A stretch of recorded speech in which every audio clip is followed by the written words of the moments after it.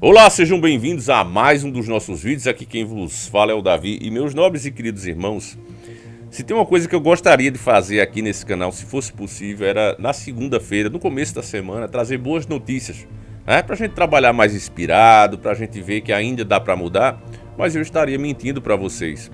Cada vez mais eu olho pro cenário político do Brasil e vejo que ali não tem ETs, não tem alienígenas, não tem nada demais, tem a própria representação do povo. Eles podem até ser influenciados pela elite, a gente sabe que há sim isso, né? Através dos partidos de doações, eles manipulam, principalmente grandes empresas, grandes grupos comerciais. Esses caras manipulam os nossos parlamentares, mas o fato é que cada parlamentar que está ali, ele é de fato mais um membro do povo. É um cara que é tirado do povo e colocado ali. E para piorar, né?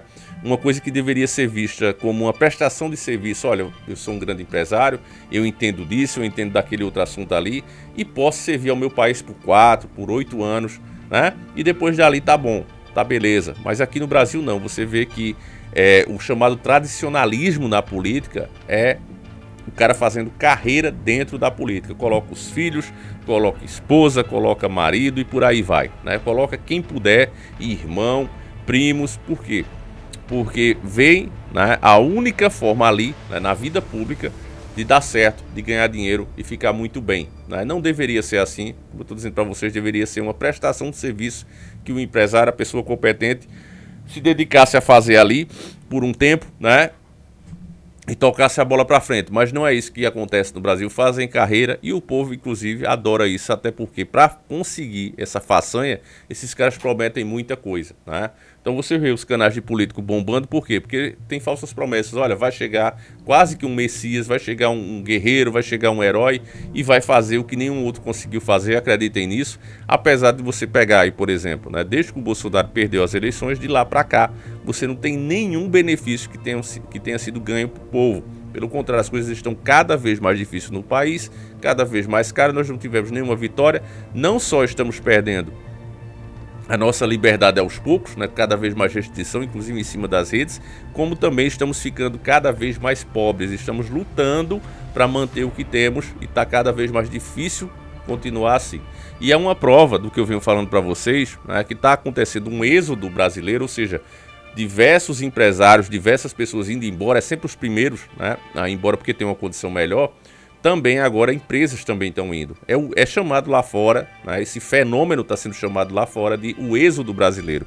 Então uma grande marca aqui no Brasil, ela vai para o Paraguai. Quero agradecer inclusive o Léo Antunes, o nosso querido irmão Léo Antunes, e o Silvio Almar Ramos. Um abraço para os dois. E tá aqui, ó. Inclusive essa mídia aqui, ela é governista, né? Ela é a favor do governo. Eles dizem o seguinte, ó, mais um gigante de Santa Catarina leva produção para o Paraguai, inaugura a primeira fábrica fora do Brasil e aposta em nova base industrial para ampliar a escala, reduzir custos e acelerar sua expansão na América Latina. Veja, essa matéria é de 6 de 2 de 2026 e quando você escuta aqui, ó, ampliar escala, aí você pensa, não, Davi, então é o seguinte, pô, tu só vê as coisas pelo pior lado. Eles estão ampliando, então está crescendo a empresa, então se tornou internacional. Parabéns para o Molusco, mas não é isso que está acontecendo. Veja, vamos pegar a Honda, por exemplo. A Honda, logo quando ela chega no Brasil, se encontrava, como é o de costume, né, as concessionárias nas principais capitais, a marca Honda. E aí, o que é que aconteceu? Você queria comprar uma moto, você ia para a capital. Tanta gente fazendo isso, a Honda disse, não, vamos expandir, vamos colocar mais. Então aqui no meu estado de Pernambuco só tem Recife, aí botaram em Bezerro, botaram em Caruaru, botaram em Agrestina, todo lugar, toda cidade que você vai tem uma. Porque é isso que você faz quando, de fato, a sua empresa está crescendo. Então se essa empresa realmente queria aumentar a escala, ela faria outra fábrica aqui no Brasil. Já que está dando certo, em time que está vencendo, você não vai mexer.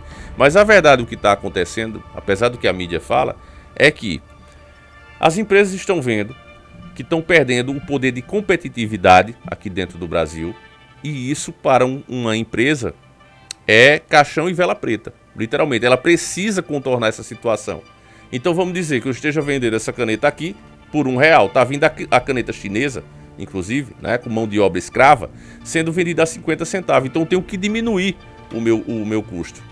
Se estou vendendo a R$2, a R$1, eu preciso diminuir o custo. Mas fabricando aqui no Brasil, com as taxas que tem, direito trabalhista e etc., com tudo que tem aqui no Brasil, eu não consigo diminuir o custo. Eu já estou no mínimo da minha lucratividade.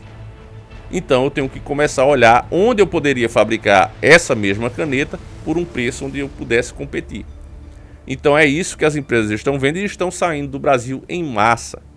Agora veja, elas saem do Brasil, montam uma infraestrutura lá fora, geram emprego lá fora, mas querem o lucro brasileiro, ou seja, querem o dinheiro brasileiro. Então começam a vender os seus produtos aqui, mesmo tendo fábricas lá fora. É o que, por exemplo, está fazendo essa grande empresa agora. Vamos ver aqui a matéria, ó, continuando aqui. Com inauguração marcada para 26 de março em Mingaguaçu, inclusive essa seria a cidade, você perguntar, Davi, se você for para o Paraguai hoje, qual a cidade você escolheria? Mingaguaçu, né? Porque ela fica ali, vizinho da cidade do Leste, e ela tem aquele ar de interior, tem muita rua em terra ainda, sabe? Muita vegetação do lado, lembra muito um sítio, essa Mingaguaçu, né? Então se você der uma olhada aí no Google Maps, depois de você dar uma olhada, essa seria a cidade que eu ficaria. E ela é muito perto de Cidade do Leste, é ali nos arredores mesmo, né? Cidade do Leste que é o centro de compras do Paraguai. Então você uniria os dois mundos, na minha opinião. Essa seria a cidade que o Davi escolheria, Mingaguaçu, inclusive que essa empresa, a Casten, também escolheu, né? Como tá aqui, ó, a Casten inicia sua primeira operação industrial internacional para abastecer inicialmente o mercado brasileiro, tá vendo? Então ela vai fazer a sua infraestrutura, gerar emprego lá no Paraguai, onde os custos são menores, a burocracia é menor, as taxas são menores, inclusive eles incentivam que as empresas vá para lá mesmo, tá certo? Mas quer continuar no mercado brasileiro, ó. Eles não vão abrir a fábrica lá, mas o produto deles vai ser vendido no Brasil, né? Adotar capacitação técnica com o ESNPP e preparar crescimento gradual, buscando eficiência produtiva, flexibilidade de fabril e alcance latino-americano, sem detalhar cifras oficiais, né? Então aqui eles falam, né, o Paraguai passa a ocupar um papel decisivo na estratégia industrial da Casten, que confirmou a abertura de sua primeira, então que a gente já leu aqui, né?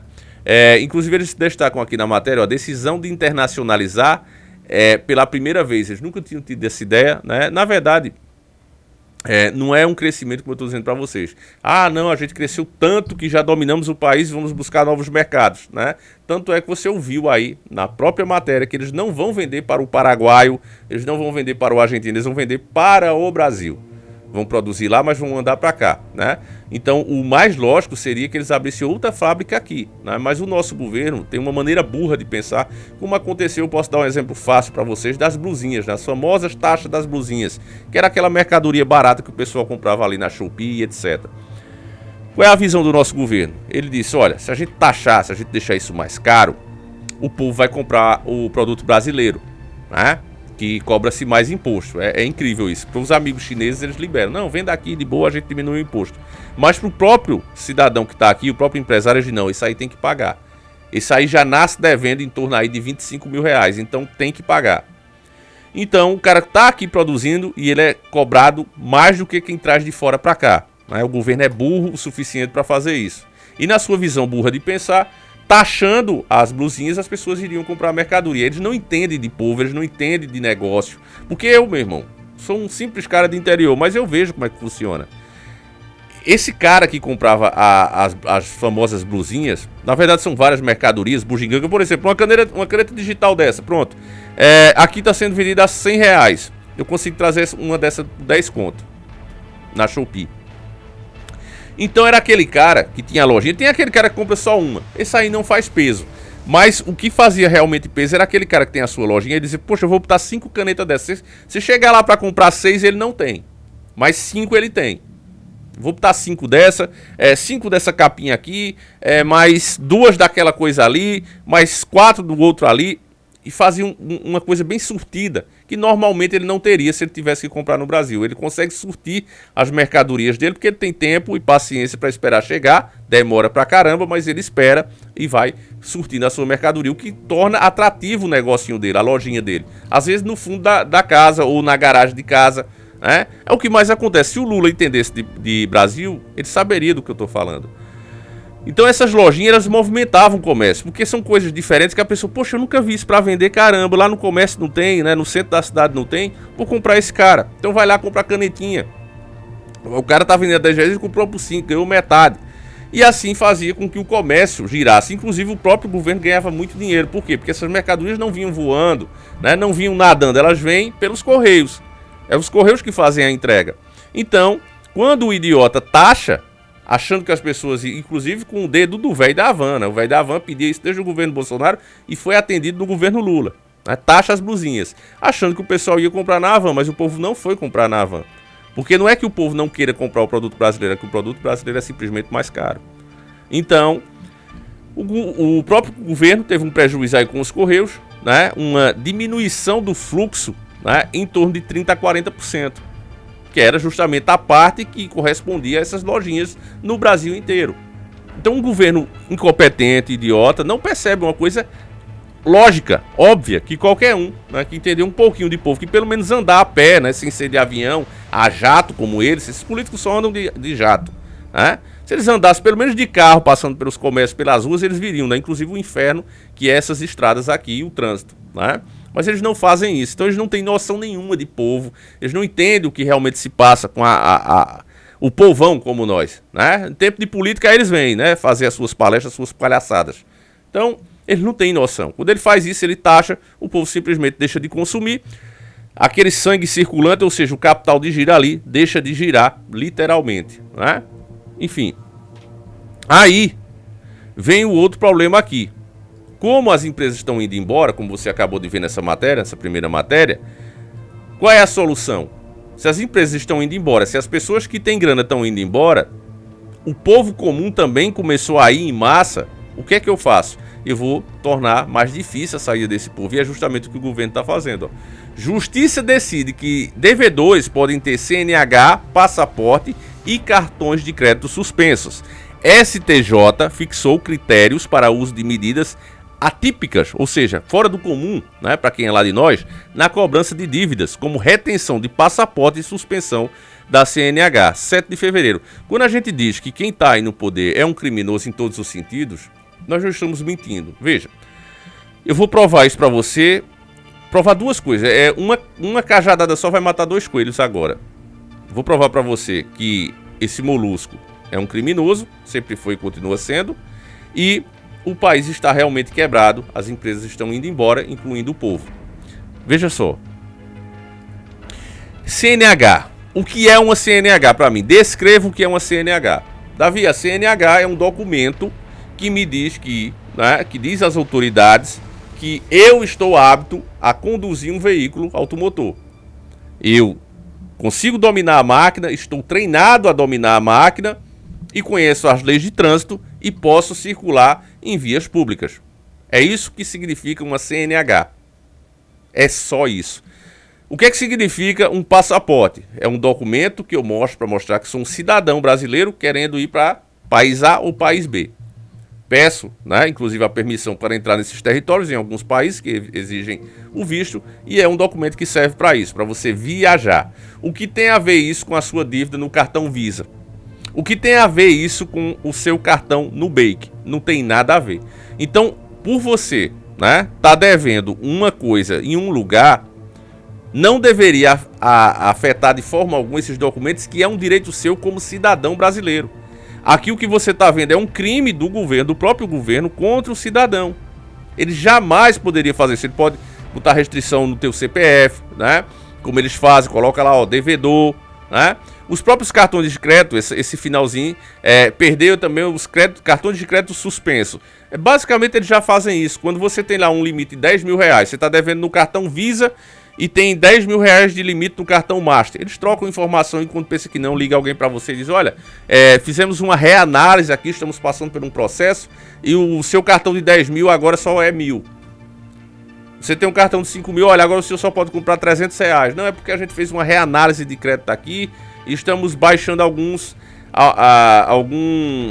clientes aqui, o saldo de alguns clientes. É isso que eles fazem. Não tem nada que eles não possam fazer, mas enfim, no final das contas, embora você deva num canto e esteja com o nome sujo, não tem nada a ver com esse outro. Essa é a prática que eles fazem, sempre fizeram, mas como se faz, como o próprio nome do cartão se diz o quê? Cartão de crédito, cartão que você está dizendo que vai pagar. Se você está devendo, já não é um bom sinal. Eu até entendo que eles façam isso. Agora, passaporte, E CNH, meu irmão, é um abuso, né, de autoridade, é um abuso deles em cima do povo. É o Estado, e isso a gente já falou em vídeos muito antigos aí, desde o governo da Dilma que eu falava isso. O governo, e isso você pode procurar, só é você digitar no Google. Qual governo gerou os maiores lucros para os bancos, para os banqueiros? E você vai ver que foi os governos do PT, todos eles, desde o primeiro governo do Molusco até o atual, passando pela Dilma e tudo.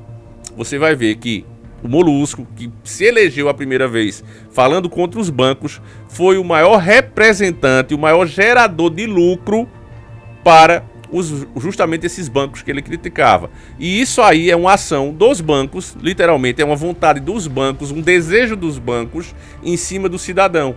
Que o cidadão se ferre, perda todos os documentos e tenha que pagar, inclusive, os juros abusivos que eles cobram. Né? Porque você vê o que é esse pagamento mínimo aí de cartão de crédito, é um abuso, né? Juro sobre juro, é uma agiotagem, né? Em cima da miséria do povo. Ninguém multa, não tem direito do consumidor, nada, né? É isso aí que acontece. Então, meus irmãos, diante de fatos como esse, eu me entristeço em ter que trazer isso para vocês. Eu gostaria muito de dizer, gente, vai melhorar, tem essa notícia boa aí, mas eu não vou fazer o que esses políticos estão fazendo com o povo, mentindo. Cada dia eles arrumam uma nova promessa e o povo vem sendo enrolado há anos, né? E continua acreditando nas mesmas mentiras.